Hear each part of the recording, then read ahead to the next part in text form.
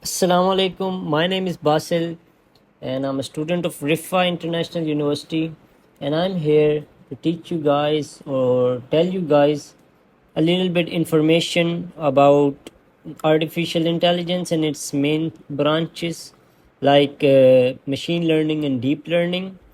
As I am a student myself, I can make mistakes.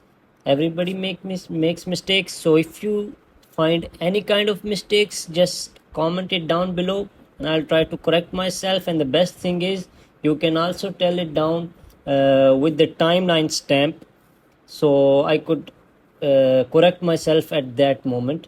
Other than that, let's jump right into it. The first thing is, let's look into what actually artificial intelligence is. Then we're gonna compare it with its sub branch, you can say machine learning, and then deep learning.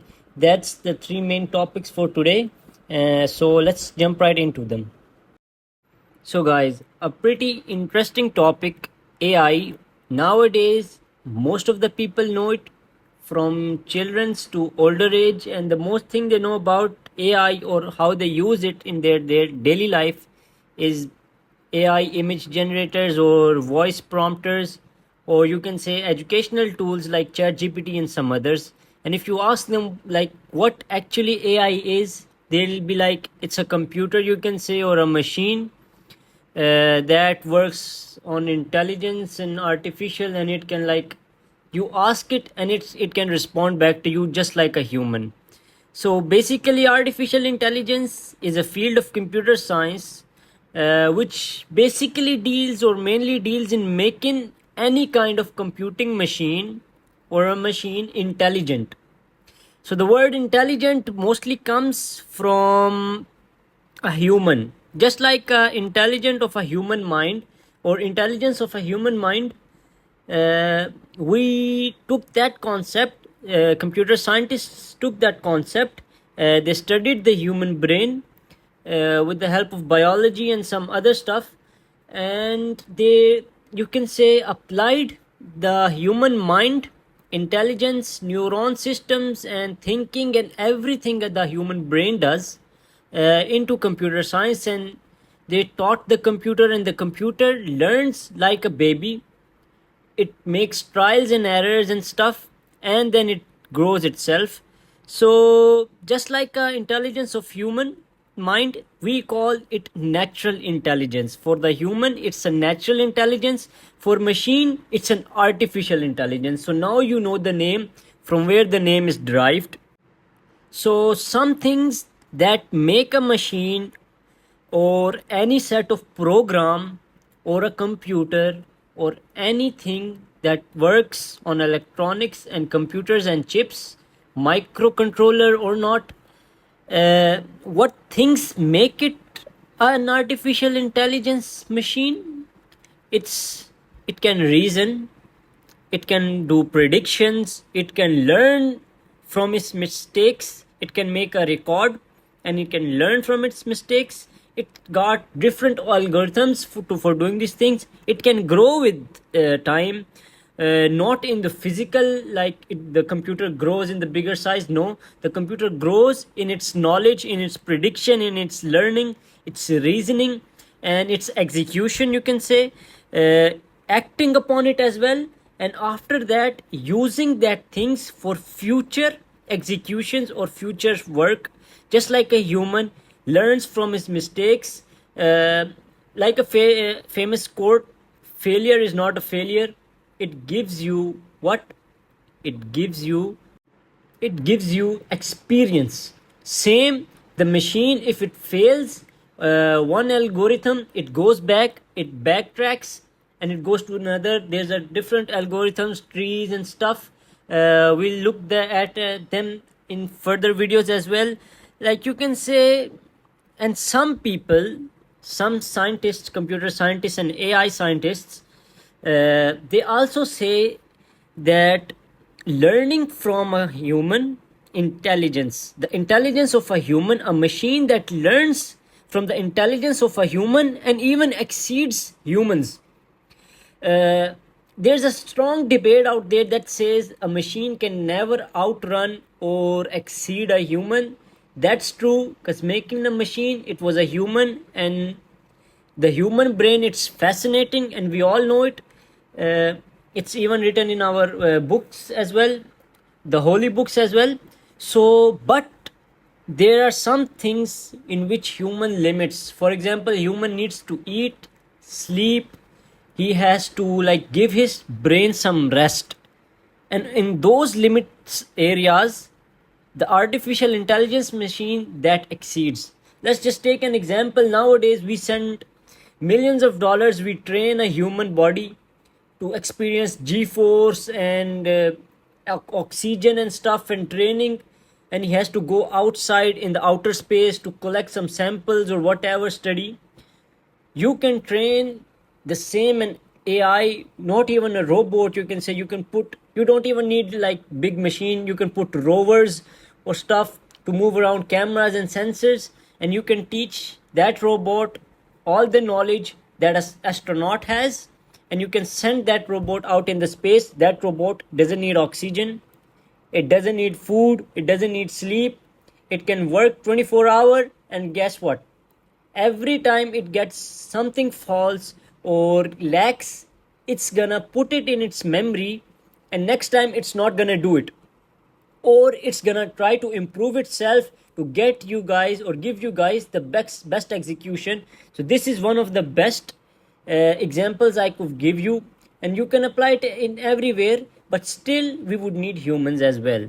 So this is, you can say, roughly or brief intro of what artificial intelligence is, the term. Now you guys know what machine should be considered in an artificial machine or just a normal computing machine. Now we're gonna look at a sub branch of artificial intelligence, that is machine learning. So machine learning, the name, you can say, resembles with AI, but it's not actually AI. It's a sub branch, or you can say sub studies under that fall under AI, or the vast field of AI.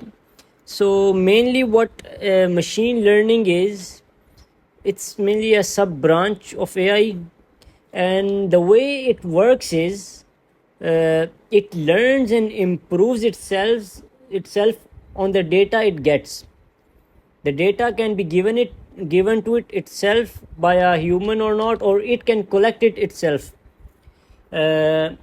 Some can be a raw data. For example, I'm giving a data to the machine for the first time, so it's gonna take that data, it's gonna process it, work on it. And for example, and I tell it I want this output, but the machine couldn't bring that output to me. So what it's gonna do is, it's gonna take my data and the data that it got, or the result it got. So now it's gonna start working from the step one, or in a new way, or in a new, you can say, it's gonna use a new formula, because I told it I want A and I'm giving you 10. For example, I'm giving you 10 and I want the output A. Machine works on it and it gets output B. So the new data it's gonna get is output B, and now it's gonna start working on that output B and the data before it that I give 10. And now it's gonna get, for example, C. It failed again. It's gonna use all three C's of these datas, and eventually it's gonna give me A, and it's gonna give me the shortest and the most efficient way, or the route to getting my output A from the input 10. Keeping in mind four main things in AI study, that is time, space, quality, and completion. So we all know about that. We've learned time complexity, space complexity. It's simple DSA. So same in machine learning, that machine basically works on these protocols.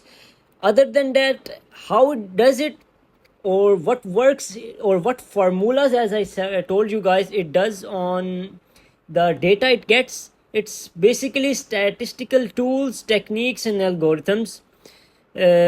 I've named some of the statistical tools or techniques, like decision trees, statistical inferences, linear regressions, support vectors, and there are much more of those. It can use all of these or one of these to work on your data and give you the output, and it learns from that output. Even if the first time it works and it gets the correct output what we want, it feeds itself, it makes a report of it, and it saves the report or backlogs or whatever. It learns from it, and if it makes mistake or it's not like 80% efficiency or 80% accuracy and other or not, it's keep on working on it and it improves itself until it gets you to the closest accuracy or efficiency you want. That's one of the things. And other than that, it might work, or it doesn't need any explicit or details instructions to work on it. It will figure it out itself because it's gonna use some statistical techniques, tools, and algorithms. So that machine that works on all of these things, this is some brief and basic thing. That machine, we can call it an machine learning, or or that field or that computers will fall under the umbrella of machine learning. Now we will look at the last topic of today's video, that would be deep learning. Deep learning is a sub branch of machine learning, and it mostly uses the same methods as machine learning but on a neural network. Just like a human brain's neural networks, they are interconnected. It's got different areas, you can say it got different layers, and each layer is connected with neurons and stuff, and you can say brain matter and other stuff. Same way, these neurons, small tiny computer neurons, or you can say computer signals, they have layers. Especially in deep learning, there are multiple layers. It goes to the first layer, then second, the third, and the last, and like it uses all those layers to work on the data and to increase the efficiency or understand the data that's given to it, or you can say double checking it in its every layer, and then it passes it to its upper layer.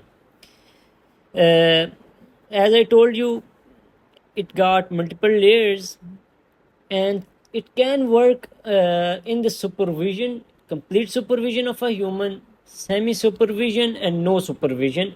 Because keep in mind, AI and deep learning, they got their limitations, and when their limitation hits, a human is needed to steer the machine into a direction or clear it out. And the best things, these deep learning softwares or these deep learning machines or AIs are used for to recognize photos, text, audios, and other data similar to these, speech recognition as well. For example, there's a very famous app out there. You guys have also used it, in which you take a picture of a plant and it tells you what plant it is, or where the origin it has, and the details of the plant, so on and so forth. Those kind of softwares are working or have a deep learning platform on them. So hope you guys learned something new from this video. I'll upload some more videos as well. Until next time, I'll see you guys. Assalamu alaikum.